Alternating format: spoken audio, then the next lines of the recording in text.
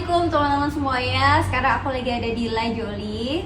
Nah, ini aku habis perawatan IPL, photo shower, toning, dan juga skin booster DNA Salmon. Ya, halo Kak. Assalamualaikum.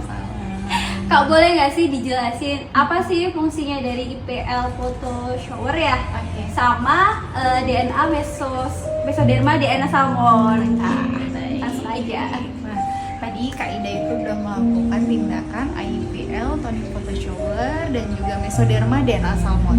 Nah, kedua treatment ini mempunyai fungsi yang berbeda ya. Jadi yang pertama, tonic photo shower itu dia fungsinya untuk mencerahkan, terus melembabkan juga, dan membantu untuk merangsang kolagen di kulit. Tapi untuk mencapai goalsnya itu memang kita butuh pengulangan ya Kak Ida.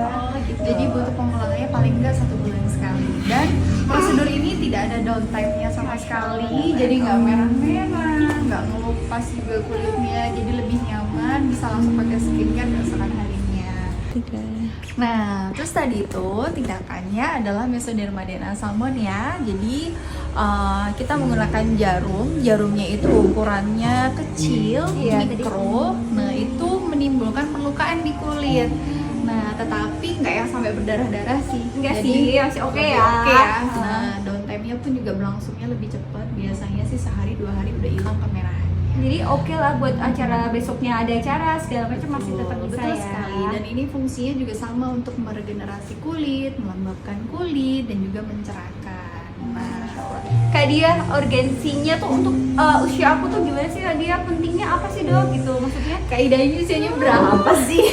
Udah tua, usia udah tua. Ya kalau 30 udah ke atas lah ya, Oke. ya dok ya. Nah, seiring bertambahnya usia kita itu, kolagen yang ada di kulit itu semakin berkurang.